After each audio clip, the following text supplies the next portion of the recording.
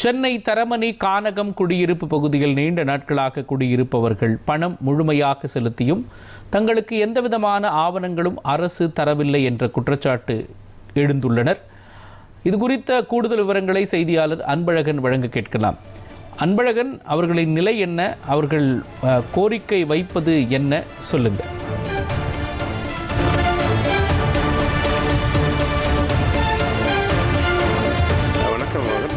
நான் இருக்கக்கூடிய பகுதி தரமணி கானகம் பகுதி. இந்த பகுதியில் தான் இங்கே இருக்க குடியிருப்புல கிட்டத்தட்ட 30 ஆண்டுகளுக்கு மேலாக இங்கே குடியிருப்பு வசதிகள் இருக்காங்க. இது அரசாங்கம் இவர்களுக்காக பணம் கட்டி வாங்கியிருக்காங்க. எந்த விதமான சேல்ஸ் டீடும் கொடுக்கல. இங்கே தொடர்ந்து அவர்களுக்கான இந்த கட்டிடங்கள் எந்த விதமான பராமரிப்பு இல்லை. தொடர்ந்து ஆட்சிகள் மாறினாலும் காட்சிகள் மாறவில்லை என்று ஒரு குற்றச்சாட்டு வச்சிருக்காங்க. நம்ம இது குறித்து கேட்போம், இது என்ன பிரச்சனை, ஆக்சுவலாக இங்கே என்னதான் நடக்குது, ஏன் இவங்க மக்கள் என்னென்ன பண்ணியிருக்காங்கன்னு அவங்கள்ட்ட கேட்போம்.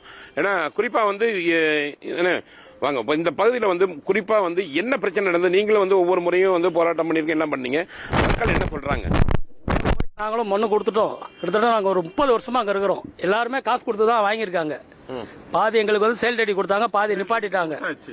பாதி கொடுத்துட்டு எதனா ப்ராப்ளம் பண்ண அவங்களே நிப்பாட்டிட்டாங்க. நாங்களும் ஒவ்வொரு கட்சிக்காரங்களையும் பார்த்துட்டு தான் இருக்கிறோம். அந்த கட்சியில் இருக்கும்போதும் நாங்கள் அவசரப்பட்டோம், இந்த கட்சி அவசரப்பட்டோம். எந்த கட்சி எங்களுக்கு உதவி பண்ணல. நீங்க ஃப்ரீயா கொடுக்கல, நாங்க காசு கொடுத்து வாங்கின வீடு எங்கிட்ட கொடுத்தா நாங்க பண்ணிட்டு போறோம். நீங்க ஏன் கொடுக்க மாட்டீங்க? இதை எல்லாரும் கிட்டத்தட்ட 7-8 வருஷமா போராடிட்டு இருக்கிறோம். கவர்மெண்ட்டும் கண்டுக்க மாட்டேங்குது, இவங்களும் வர மாட்டாங்க. நாங்க யார்கிட்ட போய் முறையிடுறது? ஒவ்வொரு நாளும் உயிருக்கு பயந்து தான் வாழ்ந்துட்டு இருக்கிறோம். இந்த இடத்துல ரிஜிஸ்ட்ரேஷன் பண்ணிட்டாங்கன்னா, ரிஜிஸ்ட்ரேஷன் பண்ணி கவர்மெண்ட் எல்லாருக்கும் பாதி பேர் கொடுத்துட்டு அவங்களோட காரியம் வரும்போது பாதி ஸ்டாப் பண்ணிட்டாங்க. நான் ஸ்டாப் கொடுக்க முடியாது எங்களால அப்படின்ட்டு நாங்க வைத்தறிச்சல்ல இங்க வாழ்ந்துன்னு இருக்கிறோம். நீங்க பல இடங்கள்ல பில்டிங்ல மோசமா இருக்கு. என்ன உங்க கையில நீங்க ஒரு பத்திரம் வச்சிருக்கீங்க, என்ன இது சேல் டிடி பத்திரம். எங்களுக்காக சேல் டிடி யூடிஎஸோட சேல் டிடி கொடுத்துருக்காங்க. இதுல பாத்தீங்கன்னா ஒரு குறைஞ்சது ஒரு 15% ஆளுங்களுக்கு யூடிஎஸோட சேல் டிடி கொடுத்துருக்காங்க. ஆனா கவர்மெண்ட் முழு பணத்தை நீங்க 96 விளம்பரம் கொடுத்து முழு பணமும் கட்டி நாங்க யூடிஎஸோட தான் எங்களுக்கு செல்டிட்டு கொடுக்கணும். ஆனா ஒரு சிலருக்கு தான் யூடிஎஸோட செல்டிட்டு கொடுத்துருக்காங்க. ஆனா மற்றது எல்லாருக்குமே செல்டிட்டு கொடுத்துருக்காங்க. ஒரு சிலருக்கு யூடிஎஸ் போட்டு கொடுக்காம விட்டுருக்காங்க. இது என்ன இது எந்த கவர்மெண்ட் தப்பு பண்ணுதுன்னு தெரியல எனக்கு. ஆனா எங்களுக்கு எல்லாருக்குமே இப்ப எங்களுடைய ஒரே கோரிக்கை, எங்களுக்கு யூடிஎஸோட செல்டிட்டு வேணும். எல்லாருக்குமே யூடிஎஸோட சேல் டிடி வேணும். இருக்கிற அத்தனை பேருக்கும் யூடிஎஸோட சேல் டிடி கொடுத்துட்டாங்கன்னா இது நாங்களே ஒரு தனியார் பில்டரோ அல்லது நாங்களே எங்களுக்குள்ளே இணைந்து எல்லாரும் இணைந்து நாங்களே கட்டிப்போம். இது கவர்மெண்ட் கட்டித்தர முன் வரல அப்படின்னா.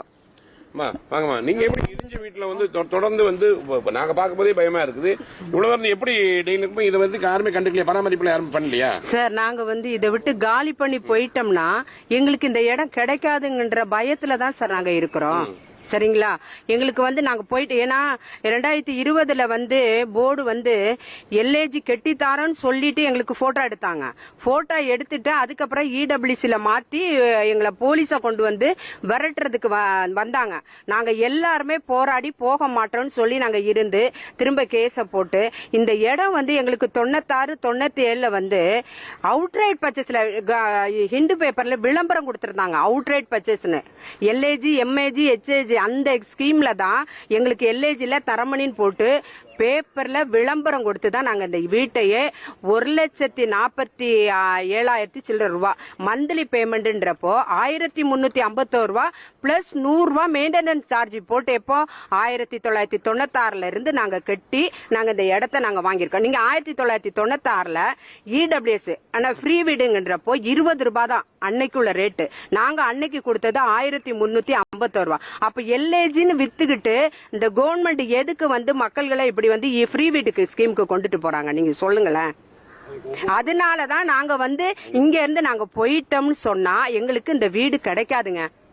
ஏன்னா அத்திப்பட்டு காணாம போன மாதிரி தரமணி கானகம் காணாம போயிடும்.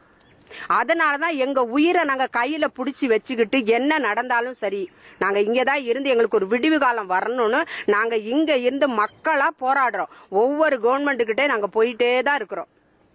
சொல்லுங்க, அவர் சொன்ன மாதிரி என்ன பிரச்சனை இங்க? எதனால உங்களுக்கு வீடு கட்டி தரமா கொடுக்கறதுக்கு என்ன? அவங்க என்ன, நாங்க காசு கொடுத்து வாங்கின இடம், அதாவது வட்டி போட்டு கட்டியிருக்கோம். ஒவ்வொரு மாசமும் வட்டி போட்டு வட்டியோட சேர்த்து கட்டியிருக்கோம். தனியா வந்து பண்ணலாம் நாங்க. சோ இவ்வளவு கட்டியும் இன்னமும் எங்களை வந்து ஏமாத்திட்டு தான் இருக்கோம். கொடுக்கணுன்ற ஒரு எண்ணம் வரல. தனியார்ல ஒருத்தன் ஏமாத்தினா தப்பு. ஒரு கவர்மெண்ட் நம்பி தானே நாங்க வாங்குறோம்.